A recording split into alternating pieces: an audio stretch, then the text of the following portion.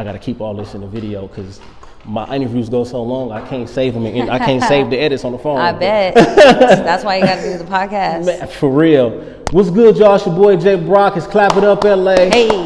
You know what I'm saying? I'm right here with the homegirl, Sammy Jo the Fox, y'all. She is the epitome of a hustler. Make sure you check out the Homegirl Fox podcast and interviews. She is the creator of Play and Pause, a unique platform where she picks songs from an artist's catalog and allows them to give the backstory on each song. You can also catch her on KQBH 101.5 FM. Undefeated radio, y'all. So y'all make sure y'all tap in to what Sammy Jo the Fox has got going on. And there's something else that I'm missing. Fill them in on that. You know what? I just started a new one called On the Boulevard. It's going to be a Twitch stream as well. And it's basically a morning show about the things you would listen to on the boulevard, which is big in our culture because we have the low riding culture, and it's just my morning radio show. Understood. Now, speaking of that, I saw a bunch of low riders driving around. Was it Sunday? Okay. You know anything about that? Absolutely. Well, first of all, in our culture, every Sunday is a low rider day. You know, honestly, it goes from Friday to Sunday, but Sunday morning, Sunday afternoons, like that's the time where our culture gets together, and you know, they have different car clubs and whatnot, and they set up at different parks of different neighborhoods. For mine, it's Montebello Park out in Montebello, California. And it's a vibe where like the whole culture kind of gets together because of the love of music and cars, really, and cruising. When did you first start to experience this? Well, my uncle's he's in a car group called Group, and different chapters, and that's what the thing is. It's like, it's not just like gangs, it's just like different chapters of, you know, what they hold down. And he's always been into cars, so I've always mocked that. My grandma would tell me about them cruising down Whittier Boulevard. I was always like infatuated with the older scene. So getting older, all my older homies like now have those cars, and they just hit me up like, you know, come cruise with us, and it's my thing. It's like one of the best things to do. It's just living amongst like the culture and listening to oldies and listening to old school music, and it's a vibe for me. It's better for me to do that than like go to the club these days. Oh, okay, I understand. Then it's kind of safer than going to the club. It's more kickback. It's more backyard boogie, and to be real with you, it's very like family. It's just, it has that family vibe when you're just at your, you know, in backyard boogieing at your uncles or your tias, whatever. Like it just has a very family spot with me. I understand that. Now, can you sit up in the car while they do the hydraulics? Hell yeah. Oh, okay, cool. Because you know that can be kind of scary if you don't know what the freak is going on. Yeah. You know what I'm saying? I mean, I can imagine. Yeah, I mean, if they're not like, because you know, some of them, they're just doing that like while they're riding. I could do that. But some of them actually go against each other to see how high the car goes. Now, when they do that, I'm good. I don't need to be bouncing that high. You know what I mean? But when the homies are just, you know, pulling on the hydraulics while we're cruising, you're bouncing. It is what it is. I understand that. Now, give us a moment that you will never forget being out on these Sundays and being around that atmosphere, that energy. You know what? Just recently we had this year, like we posted up across the street from the park, and it was all my friends were there, like my homegirls were there, all the guys were there. And it was just a beautiful Sunday. It was like one of those Sundays after the rain. Oh yeah. All the smog is gone, clear skies. Yes, and I feel like everybody was out and about, and if you grew up around these people, you know that like a lot of them come from different gangs in different neighborhoods. But on Sundays and when it's cruising, everyone's together, you know. And there was this kid who went out there into the middle of the boulevard, and he had like the Mexican flag. And I mean, he was there all day swinging it, like, and I just felt like it was just one of those days for us. Like it was a good moment. So I'll never forget that day. Yeah. You know what? It always feels good when our people can just come together and chill, because it's not impossible. You know what I'm saying? It's really not. It's not impossible, but it's a choice that has to be made. Exactly. And when we make that choice, it's always a beautiful turnout. So let's get along. Let's stop all the fighting and stuff like that for real. Yeah, seriously man, though, for we real. can do powerful things together. You know what I mean? And that's of all cultures. You know what I mean? Like, I'm always connecting with the Black community. Like, I love that when we link up and get to do this, because to me that shows another powerful like moment of collab. You know what I mean? Correct. Yeah. I feel that. So I got to ask you, coming up around lowriders, give us. I want a lowrider. Sammy Joe the Fox is going to the shop to make from tire to I mean, what color? What, you know what I'm saying? What you doing? Crazy? I just saw like one of the cars of my dreams, I think. Like and a lot of people expect me to like just an old school car, which if I like an old school car, it's probably gonna be like a bomb. I love the mob mentality. Like I'm infatuated with all that gangster stuff, to be real with you. But for my own, when I do have it, like I really want a mini truck. Like people don't realize, What's like that? a mini truck. They're trucks. They're super low. Okay. And then they have like a backing on it that goes up, and I mean, to me, like if I needed to put my own spin on it, I have a Foxy like gold like mini truck. For real. Are we gonna get beat up in there, or is it no beat? Oh, what do you mean? Subwoofers. Okay. You know, the subwoofers. You gotta hook up your stuff if you want to sound good. You know, like you got. It is what. There's might not even be room for people in your car if you want it to sound that great. Man, you know, I sat next to like a big old subwoofer and a speaker, and you know, you're just in that back little corner, and it's cool though. You're still riding. You know, you vibrating all day. Just yeah. I feel that. So, you know, if you weren't into the lowrider culture, man, it sounds like something that's extremely interesting. And, you know, I just hope and pray that we continue to have moments like that. You know, I can imagine just seeing a guy waving the flag, and it's just, man, unity. That's a beautiful thing. Unity. That's what it definitely brings. And that's what I love about it, because during those moments, like, we're just having a good time, and we're just having fun with the people that we love. And it's not, there's no violence in those moments. You know, I feel like we've come a long way, you know.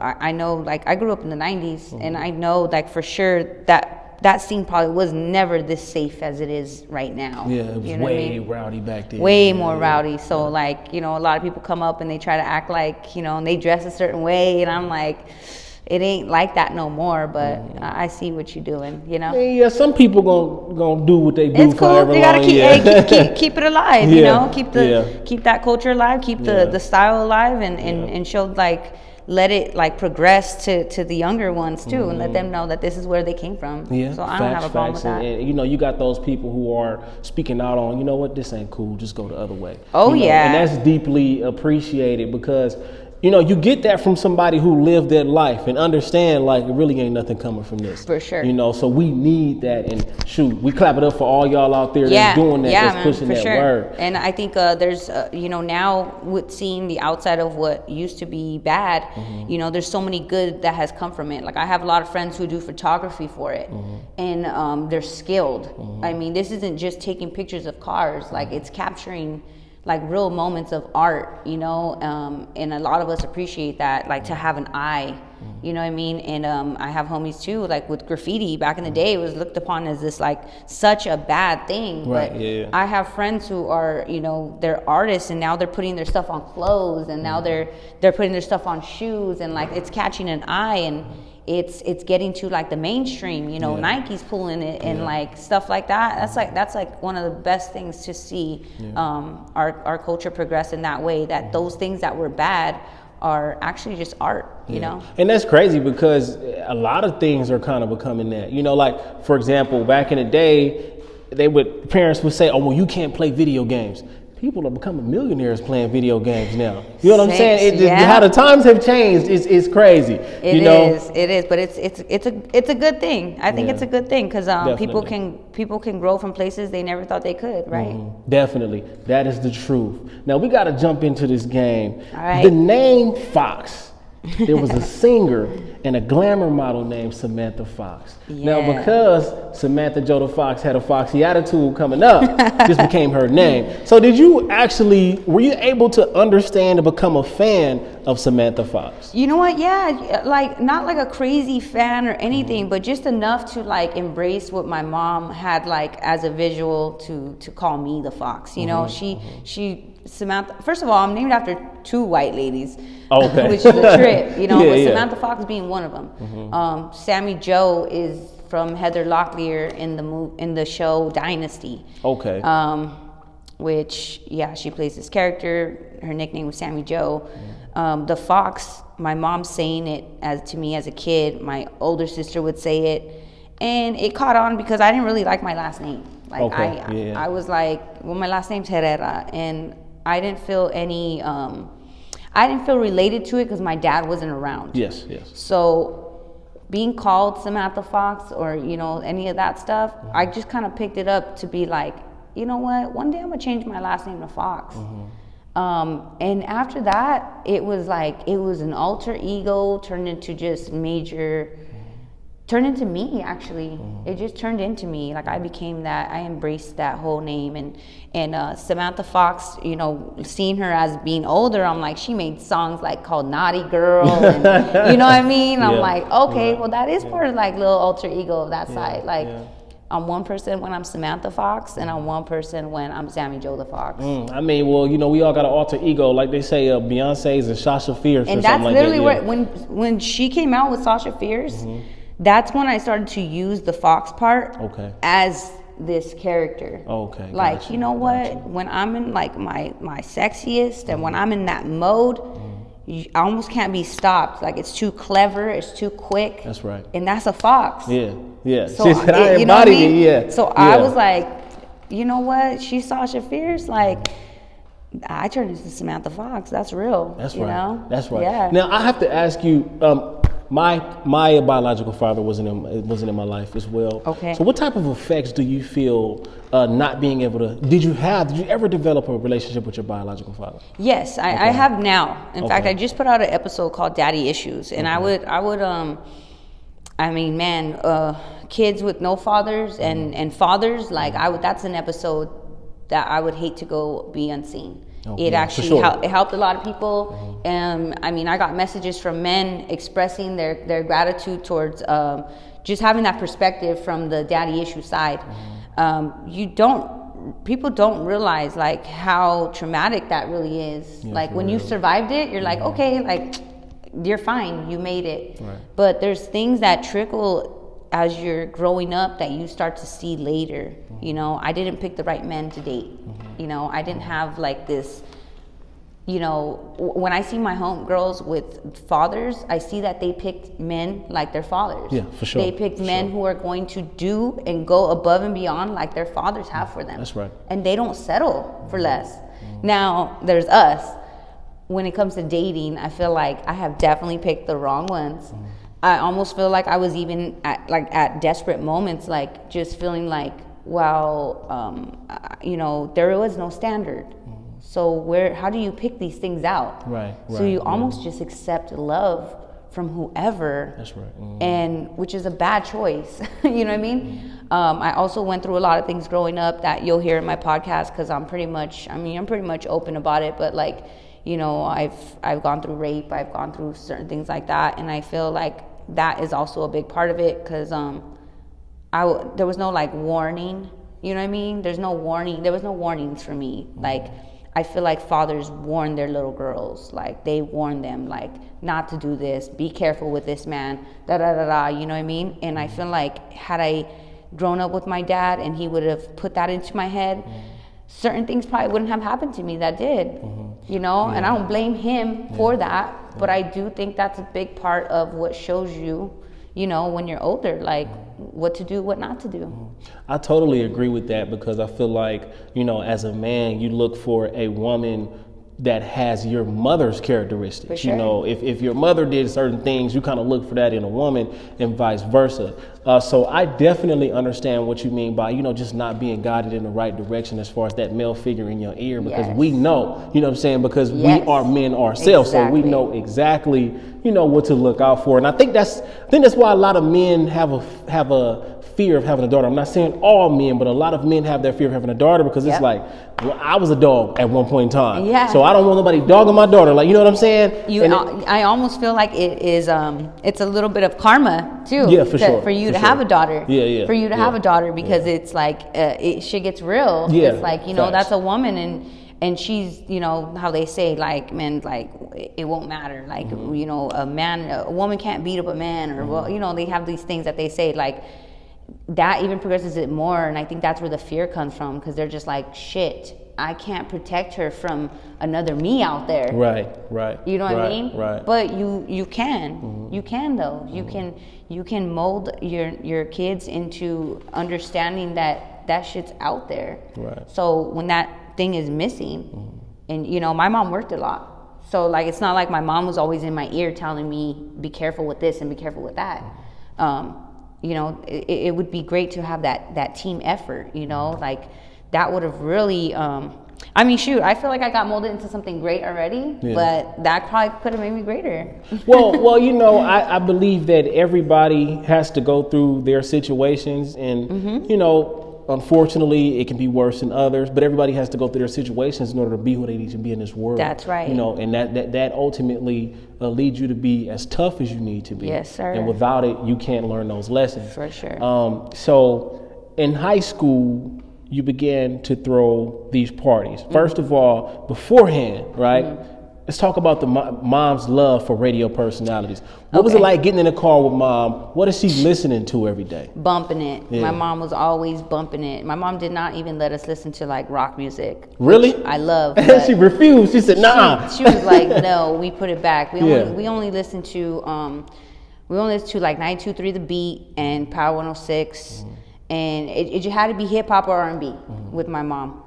She wasn't even the type to listen to oldies. My nana was the one playing like KR's 101, and my uncle always had oldies on. So that's where I get like that love for that from. But my mom, hip hop, R&B, bumping it. The soundtrack of my childhood might be like the whole Keith Sweat album. Man, she said Keith Sweat. Wow, that's crazy. I know he's canceled and all, but there was a lot of R. Kelly growing up. For sure. You know what I mean? That's just being honest about that. And then, it just always felt. Oh, Ice Cube's a big one. Yeah, for sure. I used to tell my mom to leave, like my stepdad. She would be like, I only leave him for Ice Cube. So I was praying that this man would come around and save my life. Oh, wow, that's funny. Which crazy, because I ended up interviewing him. So I told my mom. Ice Cube? I did. Wow. I got to interview him, and I told my mom, I had to let her know in that moment, you did not make like no mistake. Oh, you know what I mean? Because we got to that moment too. I've had a lot of full circle moments, but she just always had the music up, and just.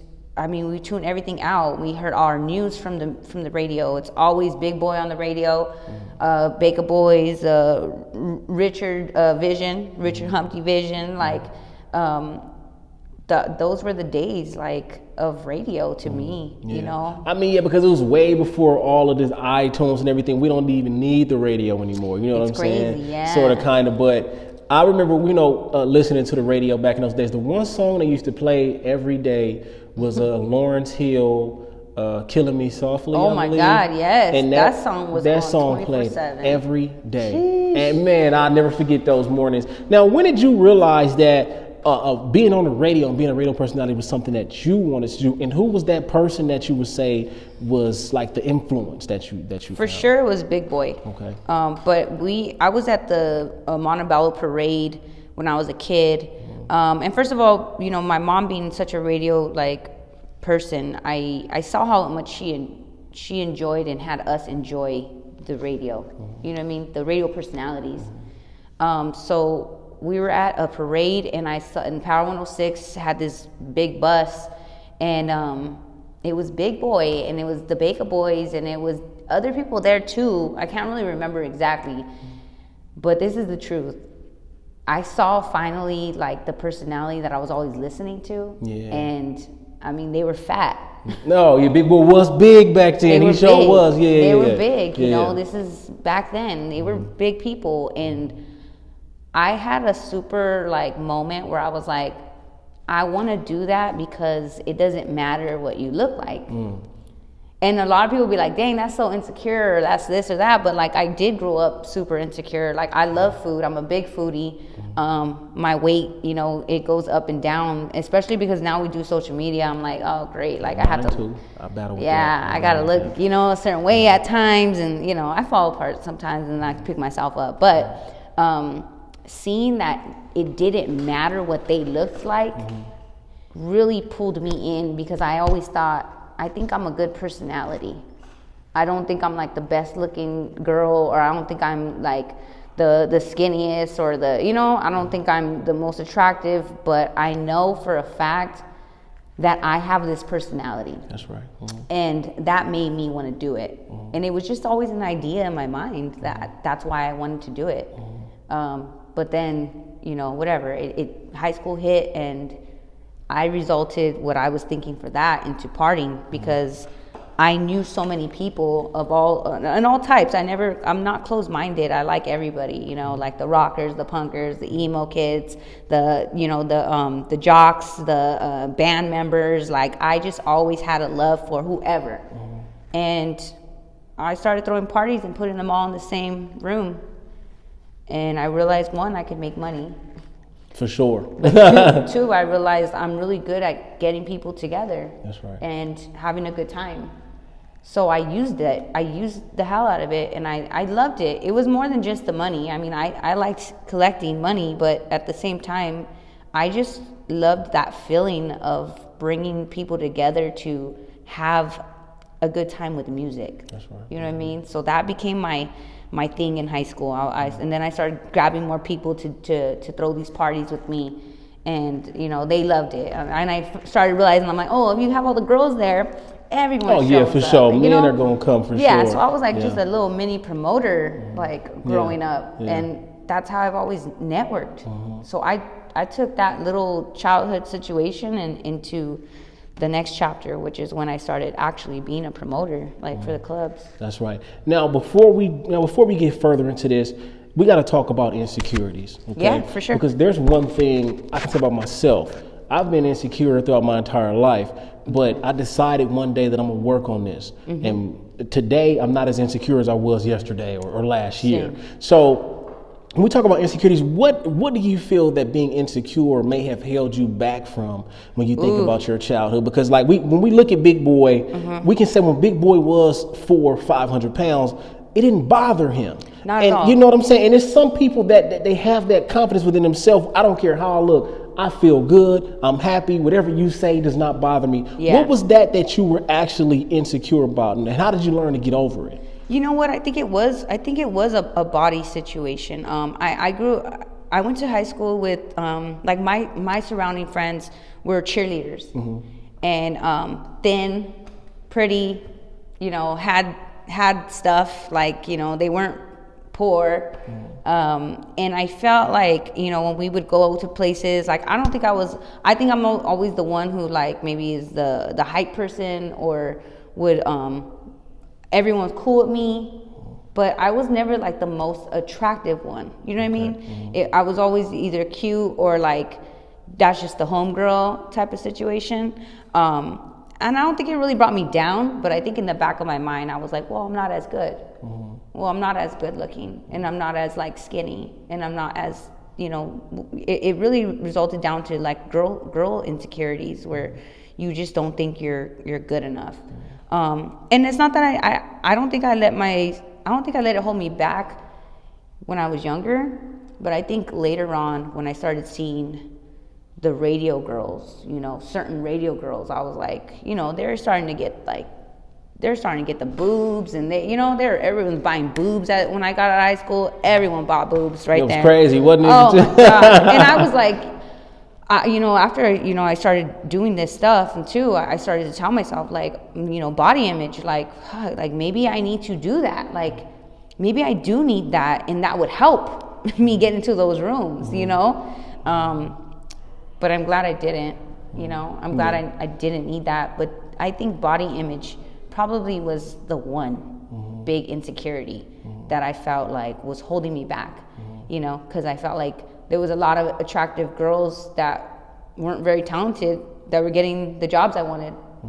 Yeah, and that's just, you know, being honest and blunt. That's how I am. I feel that, and sometimes we look at the situations like that, but then I'm you know, I guess I just told myself, I said, you know what, they got it, they deserve it. It ain't my pride. I ain't nothing to worry about. I think I'm more like that now. Yeah. And I find myself way more like that now, because back in the day, people would be in my ear saying certain things, and you know, you catch on to negativity. But I have unlearned a lot of things.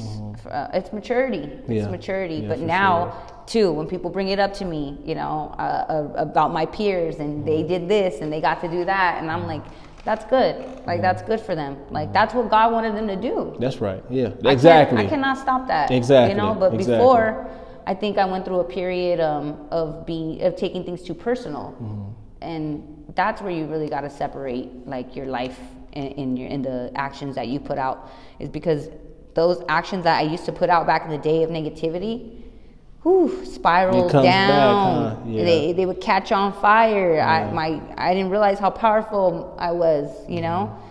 So now I'm very like, don't even bring it near me. No, I understand. When I was blessed to meet Brian Salas in the same exact room. He gave me a lot of game. And one of the first things he said was, don't take things personal. Oh, yeah. He said, you can't do it in this industry. Yeah. You know what I'm saying? It's no good. Now, standing where you are today, tell me why you understand it's important not to take things personal. Because, like I said, your thoughts are the ultimate move.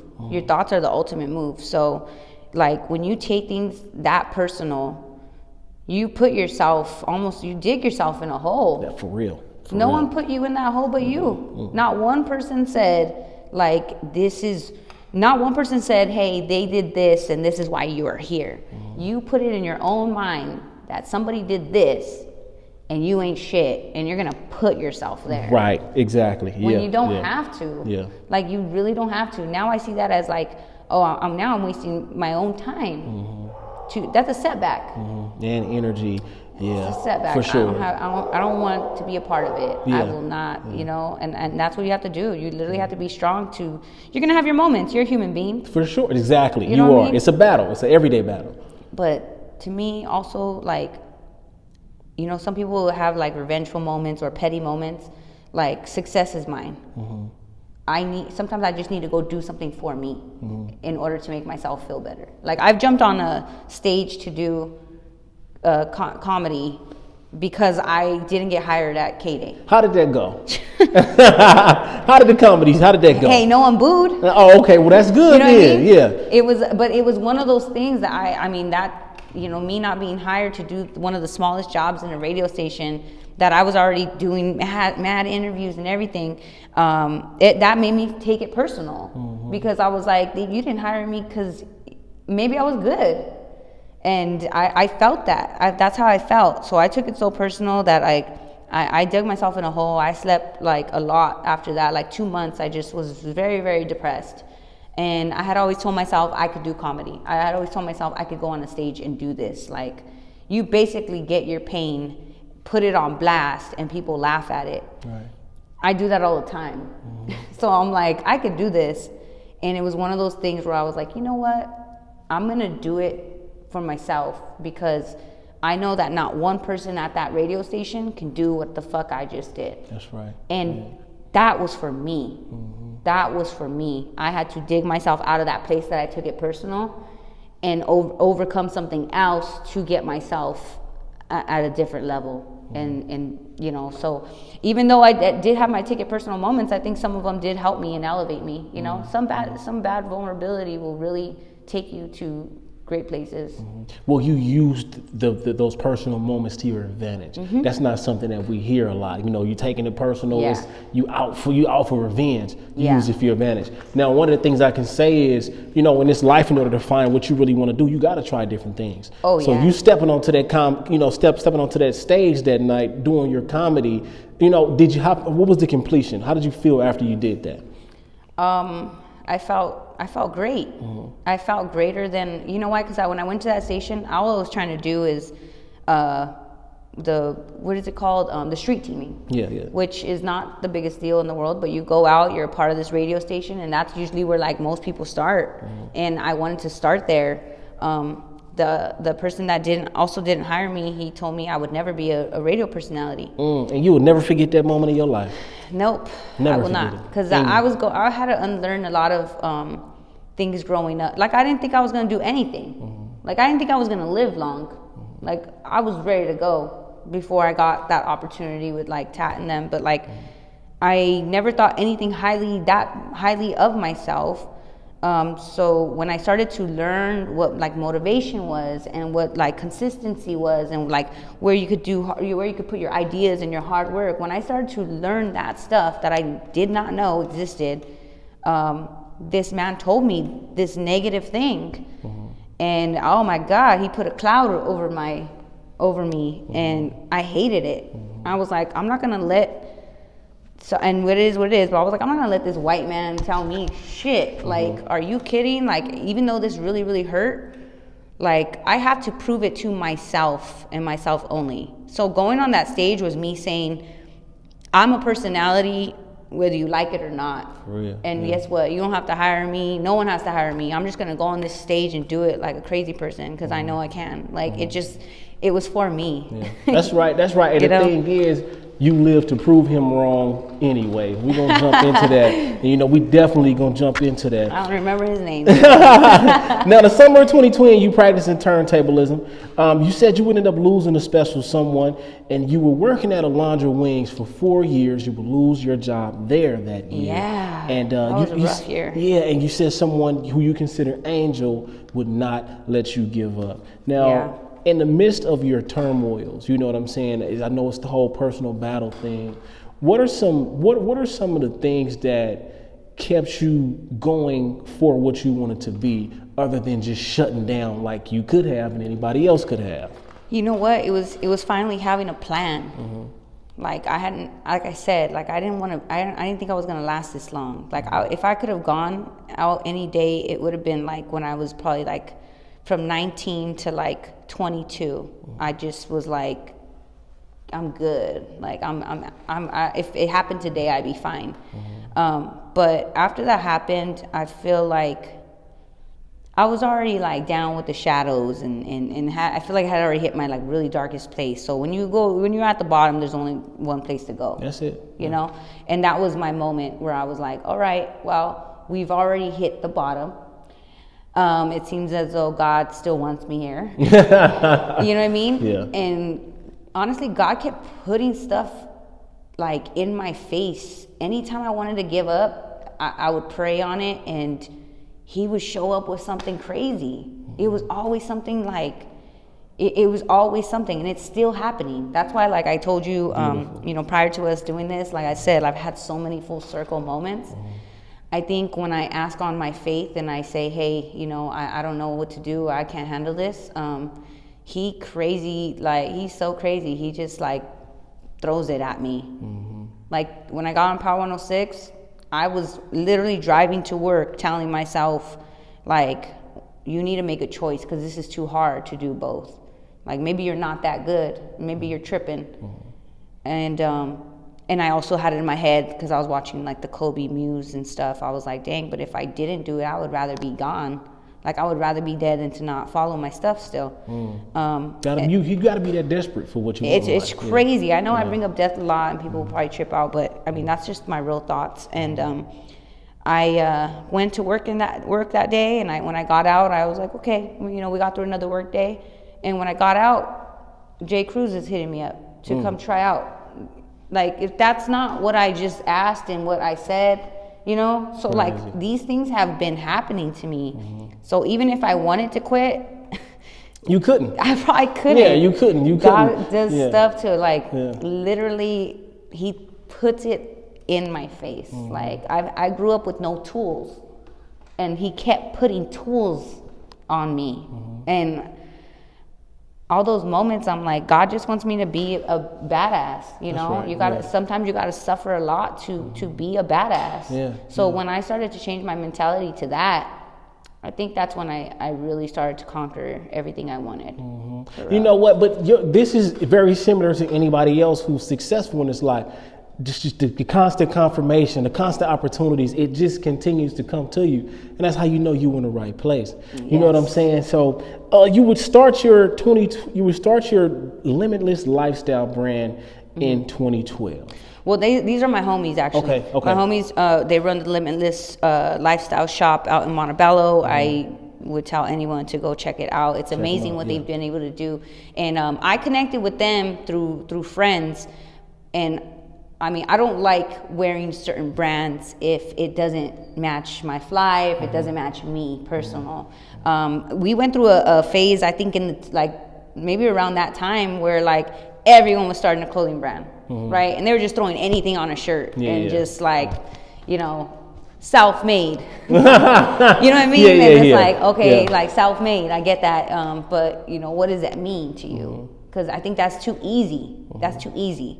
But these guys started Limitless Lifestyle, and I agreed with what that meant, like having no limits and making it a lifestyle, because you really have to make everything a lifestyle if that's what you want to do. Like if you wanted to be the healthiest man on the planet, that would have to be your life. You would have to routine your whole life accustomed to being healthy. And this meant a lot to me because I felt like I was breaking all my limits that I thought I had. So I stuck with them, and I watched their company grow from a little spot in a barber shop to like a little forefront, you know what I mean? And now they have this actual shop, and they've been riding with me just as much as I've been riding with them. So they've always given me like free shirts and free stuff, and that goes a long way for some of us. A DJ Head, I don't know if he ever like really puts it out there as much, but I remember he told me too, like, I only spend money on my food. Oh, for real? That's what DJ Head said, for real? Yeah, because, you know, I told him, I'm like, sometimes it's a struggle, you know, I'm also a female, and I have to do this, and I have to do that, and he was just like, everyone gives me free shit, I just wear their clothes, like, I wear their clothes, like, I don't need to go buy clothes, you know, and that's when I was trying to figure out my spending and how I'm doing stuff like that, and when he said that made sense to me. So when they didn't really, I don't think any of the guys at Limitless know, too, that hooking me up was doing me a huge favor, because they were not only making me fly, but you know, I supported the message, and they were giving me free stuff that was helping me look the part, you know what I mean? Yeah, and you know, that's the thing, like something you may think is small could be huge to somebody. The fact that you said hi to somebody today could be something that could, I don't make a change in their life. You possibly can stop someone from committing suicide by having a conversation with them and things like that. So the fact that you say that they did something big for you, you know what I'm saying, doing that's huge. The simplest things, all the big things come from the simplest things. Love is not really as complicated as people say. It could really bring amazing things to your life, you know? And when we're gone, it all goes down to the simple things. A simple phone call, a simple hello, a simple how are you. It just goes so far. Yeah, that's the truth. Now, I know 2013, Tattoo's looking for a co-host. You know what I'm saying? Your uncle would actually connect the dots, which is where you would end up meeting DJ Head. Yeah. Now, one of the things that she says about DJ Head is that he haunts her dreams if she's being lazy. Now, speak to us about the very first time stepping into that room and, you know, coming around tattooing all those guys, and how did they went for you? Well, automatic from the moment I saw Tat, we just embraced each other. We had these, it was just like a right away, like good feeling, like just almost just like seeing someone else in you and your character, but a male version, you know. So I was like, cool, like this is great. And then we walked right in, and this is my first time meeting Tat, and he was like, you want to get on the mic? And I was like, Yeah. Ready to go. That's right. You're ready to go. I had never did this, but knowing in the back of my mind, and like the story I've already told about, like thinking I had this radio person in me this whole time, him asking me to be on the mic was that door for that. You know what I mean? So I was like, yes. Like, I'm not gonna say no. I'm like, I'll get on. And he introduced me to DJ Head, who I had no idea at that moment how big of a role this man, both of them, I had no idea sitting in there what a big role they both would play in my life, which is crazy. Yeah. But that's another moment where I was like going downhill, thinking that life didn't have no ending for me, like in the long run, and I ended up there. So just being around them, I learned so much from Tattoo. His energy, the way, if there's anything I've really learned from how I approach on my stuff, it's been through those moments. And we only did like maybe 4 or 5 shows, which is crazy. But I grasped all that I needed to in that room, and that's where we are. That's where I ran with it. Like, I ran with it. And he took me to a lunch the next day. He said, let's get together, let's go to lunch, I want to talk to you. He gave me this, this really great talk, and I'll never ever forget it. And he gave me a choice, in my head. He said, what do you want to do in the next 5 years? What do you think you're going to do in the next 5 years? And I was like, I don't know. Like, in my head, back of my head, I'm like, I don't even know if I'm going to be here, But like, I'm like, dang, like, I don't know, 5 years. My mentality was so different. Almost like a little thug. Like, it's weird, but that's how I felt. And he said, what are you going to do in the next 5 years? And I said, I don't know. And he said, you're not going to be a doctor. You're not going to be a lawyer. Like, I can't see you doing anything else other than this in the next 5 years. Confirmation, once again. That's like with me not even telling him my backstory. That's with me not telling him that I love the radio, that I want to be on the radio someday. That's with me not explaining like all these fears that I couldn't speak out loud because I was afraid of people shutting me down. I come from that area of people shutting your big dreams down. So you almost just don't let them out because you don't want to hear anybody mess that up. Yeah, and we all go through that, though. Yeah, for sure. Because the thing is, most of the time we talking to people who either never had a dream, or if they had one, they never went for it. Yeah, you got to talk to people who had those dreams and accomplished those things. Well, that was my moment. Yeah, that was my moment. So then, as soon as I took that to the heart, and I ran with it. And being around DJ Head, I had my moment too, where like, I was a young buck walking in there, and he straight up told me one day, he's like, "You're good, but you drink too much." Ooh, flat out. Oh yeah, he told me, "You're good, you drink too much." I was like, oh shit, like, but like I'm already getting that big brother feeling from him, so I was like, he's probably right, like, because we're on the mic, and I don't want to look stupid, and I don't want to, and it was like a young moment, but he meant it, and I took it for what that was, and I just kind of always listened to Head. Like, I just always took whatever he said because he was honest. Yeah. And I could appreciate someone who's going to hit me with some honesty. Right. And that's his reputation. That's being honest. And it's crazy how far that thing has blown up because that is his reputation. And I see him helping so many people the way he used to just help me.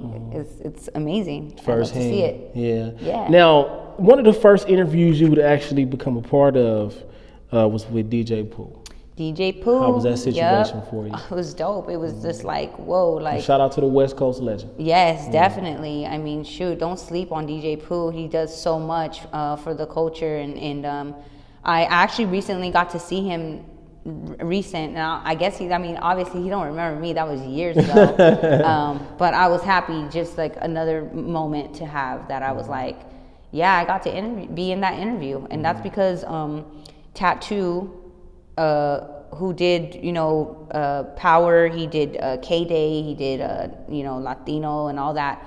He's made his own name, and he has his own people that like really mess with him. And it's it's pretty celebrity level. And he showed me that part too, about how to stay yourself and connect with these celebrities. And that I ran with that too. Like, I was like, you're right. Like, we don't have to act a certain way around these people. Like, just be yourself. Yeah, you know facts, what I mean? facts. They love his hood ass self, so so they keep him around. And he actually works with DJ Pooh right now because they do, the big three, and I believe they're working on the Grand Theft Auto. And yeah, DJ Pooh's a big part of that. Yeah, so I think Tattoo's actually gonna make like an appearance on that, the radio in there. Oh, that's gonna be hard. Yeah, that's gonna be stupid. Yeah. Now one of the things we got to like the relationships. People don't really understand how valuable relationships are in this industry because it's as simple as just whatever, some people connecting, being cool with each other, and you know what? I think they fit that. Let me call them and see if they can do this, and boom, that could change your whole entire life. I never grew up, even now, on it's what you know, or it's not what you know, it's who you know. Who you know, yeah. I've always been a little networking girl, like. And I feel like I've always, even since I was little, like I would go up to, if I saw like my mom's friend at the store, most kids would hide. Most kids don't want to see. But I go up to them and be like, hey, like I'm Sammy Joe, like I'm Penny's daughter. Like I feel like I had already practiced this stuff. And like I said, getting people to party, becoming that promoter person, that's how I got literally linked into wanting to be a DJ. The plan was to, like, no joke, fake the funk out of all that. Like, I'm going to be a DJ because my friends were DJs and I was promoting at the time. And I was like, I'm going to be a DJ. And then I'm going to get myself into a radio room. And then I'm going to just tell them, like, yo, I want to talk. Yeah. Like, I don't want to do Okay, so you was going to finesse the DJ. Okay, got you. Yeah, so okay. That, the whole DJ thing literally comes from, one, I love music. And I do love turntablism. Like, that's why, like, I don't even go out there and act like a DJ because I have so much respect for what they really do. And I'm talking from, like, from the crates and, like, the techniques and stuff like that. Like, not just, like, what we have going on today. Although I still appreciate mixing and beat matching and all, fades and transitions. Like, I have a love for it. But once I hit the mic first, it took over. It was one of those things where I was like, I almost have to sleep on it a little bit because this is just way more important to me. Yeah. And I've always had a regular job too. So like, the times that they say 24 hours in a day. Well, so if I'm working 8 hours, what am I doing the rest of my day? Practicing to DJ takes a long time. Yeah. And I was like, ain't nobody got time for that. I'm gonna just talk. And the funny thing is, you said your only fan, there was a dog in a picture with the turntables in front. You said, this is my only fan. That's my dog. You know what I'm saying? Now, yeah, my little pup. My pup Stoney, she be watching me just bullshit pretty much. But I mean, I had a love for it. I love watching my friends do it. Like, shout out to DJ Angie V and DJ Leslie because I was always in the booth with them and I always got to watch them do some wild things. The homegirl DJ Asha, like, they let me be in the club, always just, surrounding myself with it. And I helped them by bringing people to the club. So that's how, I saw that there was... I saw that you could be a star by being a DJ. Yeah, for sure. Most definitely. But shoot, when you think about it, I mean, the DJ, that's the club. That's what they come to the club for. They come to the club for the music. It's all on the DJ.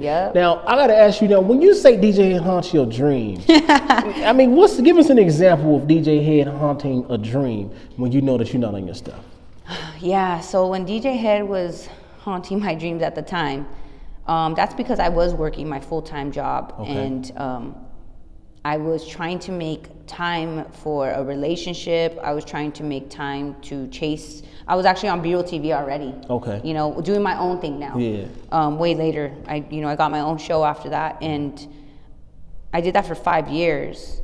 But making time for everybody and all, it's a lot. It's a lot, So I was like, less time with family, more time with the relationship, less time, as soon as I'm out of work, like the next day I got to do this. Like my whole day was for my show, and, time scheduling and doing all that it can be annoying, it can be crazy, it could be hard. For sure. But DJ Head would always hit me up. We had a talk one day. And after that talk, he just started checking in on me. 5 o'clock in the morning, 8, always in the morning. This will never call me at night. Like, He call you when he wake up. He called me like, are you up working? Are you up doing what you need to do? And I would be, but sadly I'd always be at work, you know? And I hated picking up that phone to tell him I was doing something that wasn't about my dream, other than paying the bills. I wanted him to hit me up and I'm working on my shit. I want him to hit me up and I'm interviewing someone. I'm on the mic, you know? And I know those things take time, but I felt the pressure from him and I wanted to be great. I wanted not just for him, but like for myself. And when I couldn't come through at times, I would almost feel myself. If I got really tired after work and I needed a nap, I mean, I would beat myself up. I feel you. Like you're not doing it. Like you're still not there because you would literally, you're so tired from this job. Yeah. Ooh, wait. You know, and I would beat myself up. So it would honestly depress me. It would just super depress me. And I know he really like got something off that. Like he posted it too when I started talking about it, because later I actually spoke about it on my podcast.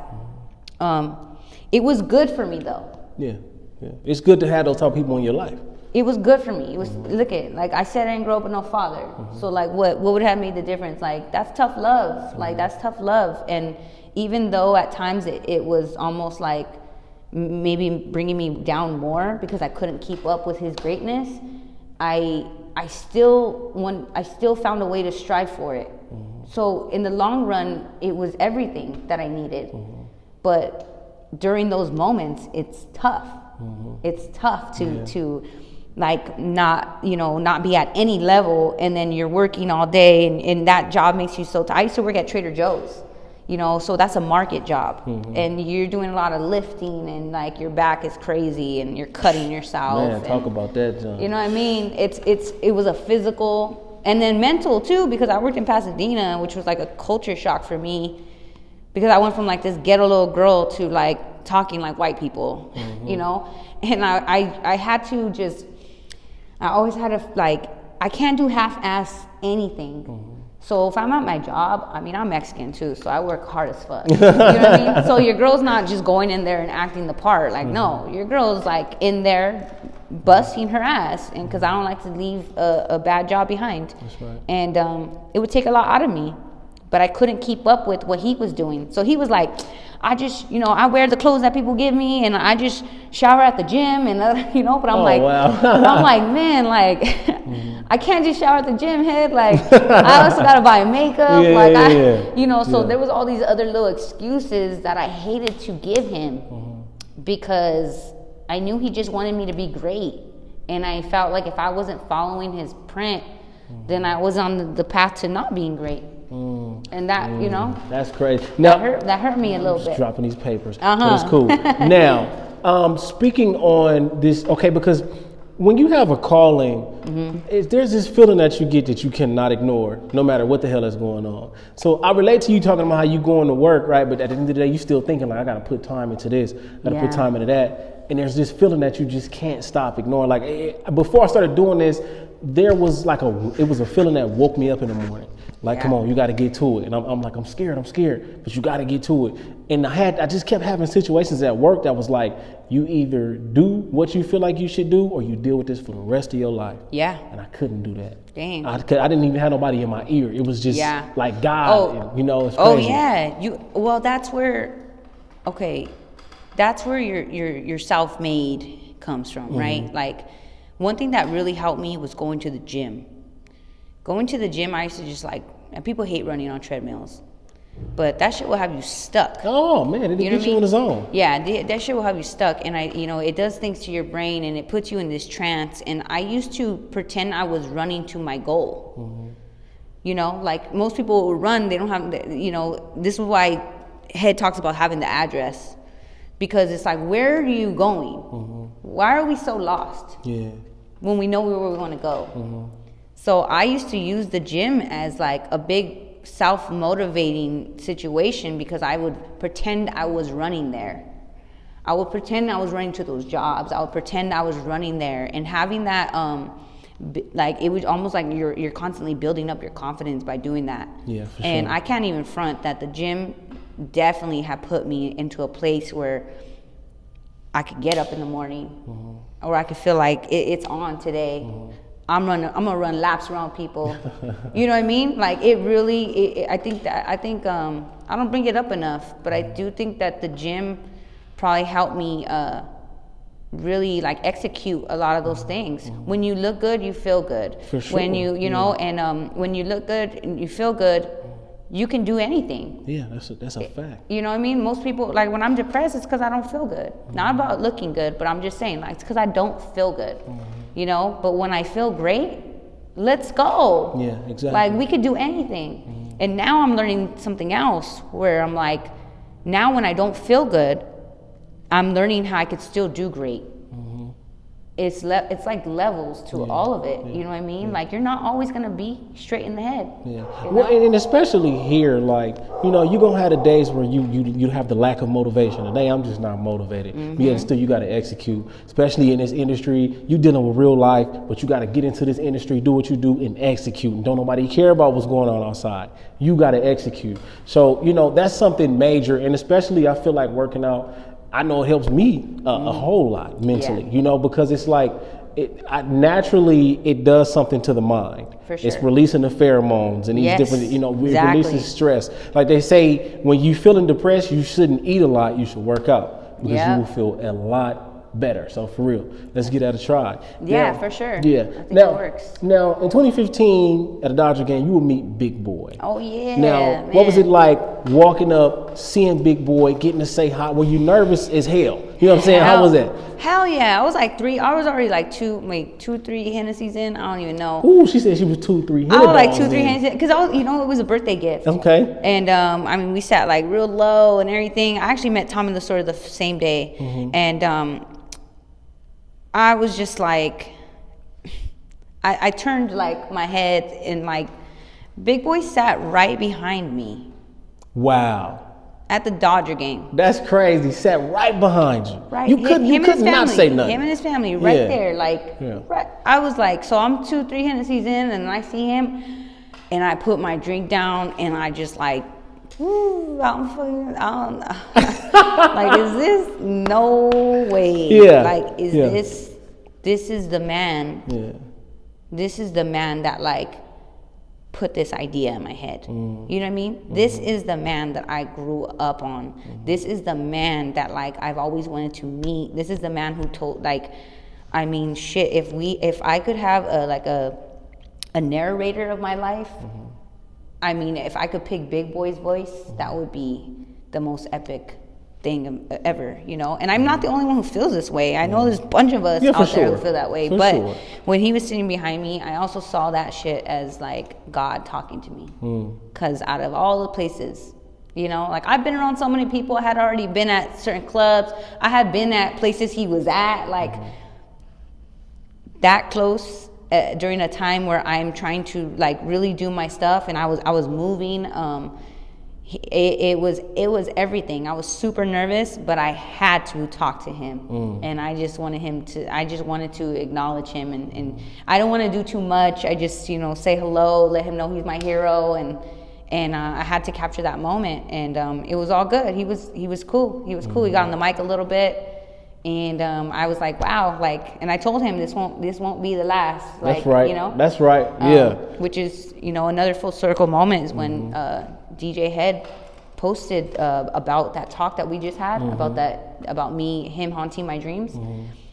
Head posted that part of the podcast, and Big Boy hit me up right after, and he was like, "Do that shit."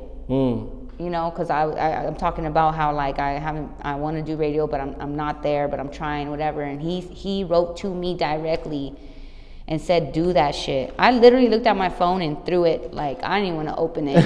Why you didn't want to open it though? Because it was scary. It was scary. Yeah. This is a radio god. You know what I mean? And I'm like, okay, I'm already have God doing really crazy things for me, but then the radio god hit me up.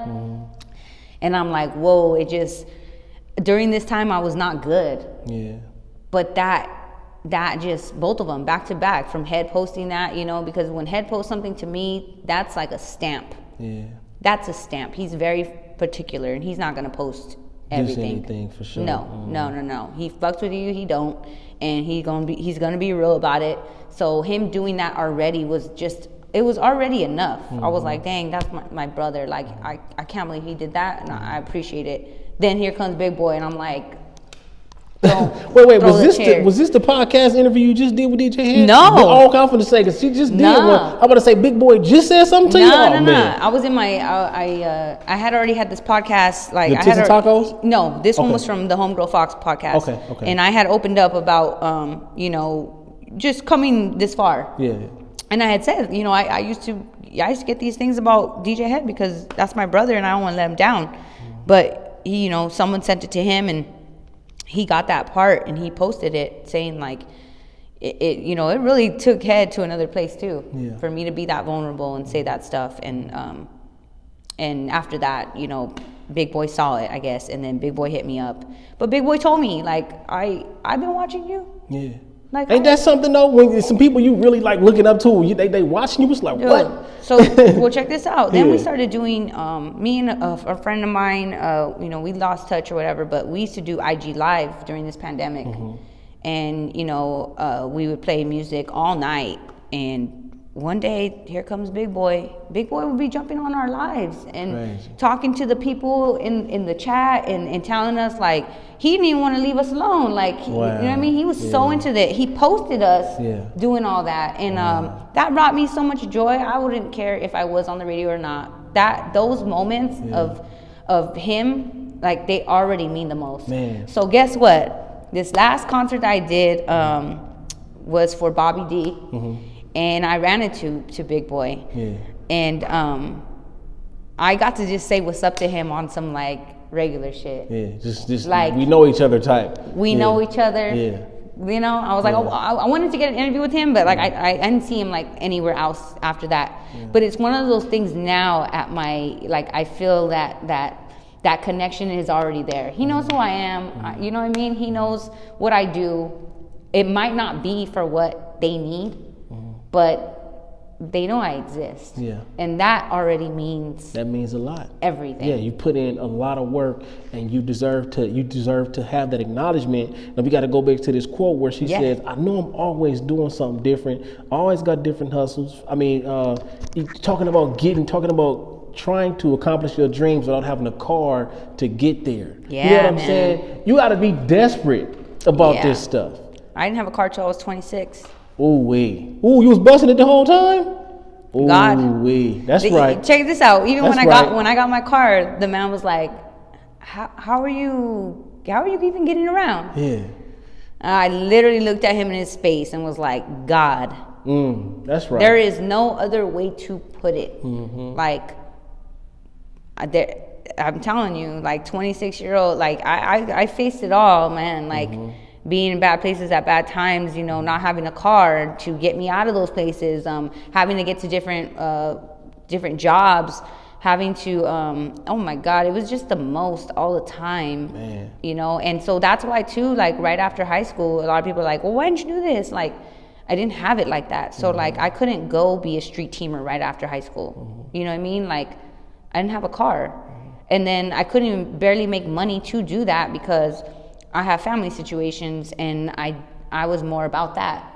I also grew up really, really poor. So when you do have money, when you grow up poor and then there's a lot of people who do stuff for you, like they end up wanting to, almost like a little bit of a charity situation. When you finally have it, you just want to give it. Exactly. You want to take care of it. Yeah. So like if I have money, I'm like, me and my family eating. If I have money, then I'm gonna buy my friends a drink. That's right. If I have money, then I'll treat you guys to dinner. Like, you just get so happy that you have something to give. To help, that sometimes you know, you just don't really see it for like, oh, let me just be selfish and then I'm just gonna get my car and blah, blah, blah.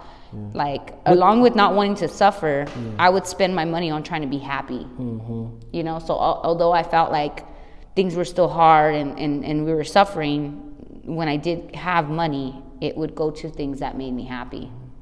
And then I had to learn how to be selfish and yeah, because that's what you gotta be. Yeah, And you have to be. Yeah, you gotta be selfish. But I mean, I didn't do anything that clean to get that car though. No, okay. You know what I mean? Like I had to make a deal with God then too, because I was that desperate, where I was like, Lord, I'm gonna do something. Well, you know, now everyone sells weed, right? Like now everyone does that, but I was doing it back when I probably shouldn't have, and I was doing it out of like these businessmen, and it was bad. I wasn't doing anything legal, and I just made a deal with God because it was dangerous, and I said, Lord, if you can just help me get this car, I promise you, I will stop doing what I'm doing. I'll go get a regular job, and I'll still chase my dream. So it was a deal. It was a deal. Like, keep me safe. I know it's bad, but I just need this, because once I have that car, everything's gonna be unstoppable. Yeah, I'm gonna be able to get to those destinations that I could never get to, those opportunities that I had to miss forever because I just didn't have a car. You know, because somebody could give you a ride one place, but are they gonna give you a ride every morning? No, you guarantee they stop answering your calls. They start treating you different. All kind of stuff. I also used to have to bribe people to take me at times, you know, like I'll buy a sack if you fucking, you know, like something. I'll buy the food if you know, and then there you go too, and there you go, like still not building. So I took it upon myself to do some things that I you know, it's not that I'm not even proud of now, because like it's everyone does it now, but back then it felt like scary, and I felt like I was going against like my family a little bit to be so discreet in doing that. But I made it work. I made it work. And once I got that car, I quit that and got that regular job. And I still chased my stuff. So I did that deal. You know what I mean? That's right. But not having a car is one of the most probably discouraging situations of your life, because you don't have something to get to those places. And like I said, always showing up, like, how do you show up with no car? How do you do that? I know. I remember one time I had my car right, but I was like, you know what? To save gas, I'm gonna catch the bus. I caught the bus one day since I had my car, and I was done. I said, nope, I'm driving my car. See, and I grew up. Okay, so I grew up being able to take the bus. Like I would take the bus to work, and you get there 500 years later. You know what I mean? And then you're sitting amongst like a bunch of dirty people at times. Not everybody, but you have moments where like you're on the bus with bums, or it smells, or dang, like there's just so many. I remember so many shitty things that would happen on the bus. That's another discouraging thing, is being on the bus.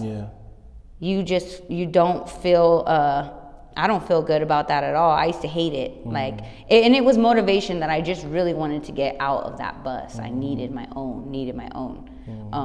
So I mean, it's not that it's the baddest thing, because it does motivate you, but it is very discouraging. Yeah, no, facts. And I can understand that, especially after you get to a certain age. It's kind of like, all right, I need to get off this bus. Oh, shoot. When all my homegirls were driving, like, their cars, you know what I mean? And they've just been driving since high school. And I'm always just jumping in everyone's ride.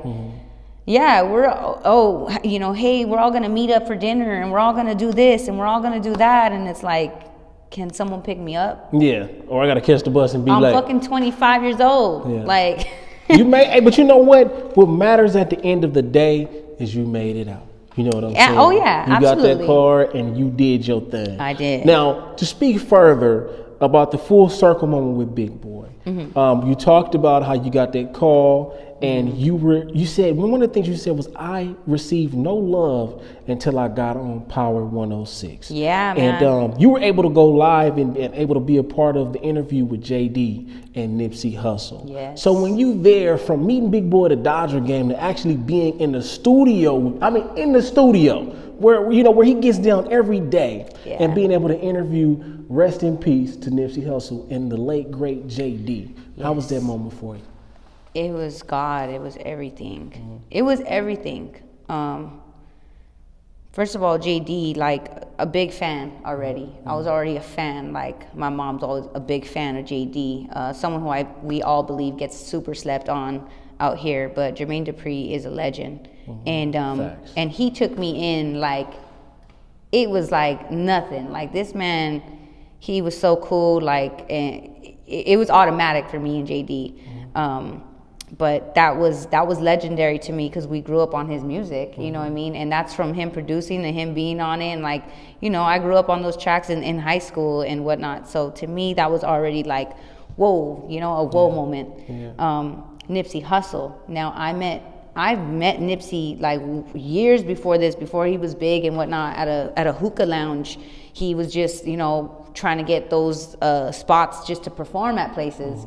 And he happened to get it on an open mic night that night. Oh, wow. And he walked in too. We were like, oh, who was this? Like young Snoop Dogg, you know? And then he would, you know, he did, you know, Hustle House and all that. And we were like bopping and we were like, dang. And he came with a crew, you know, like he had like a whole like gang with him. And he was young. Deep. Yeah. He was young. And we had already felt something when we first saw him.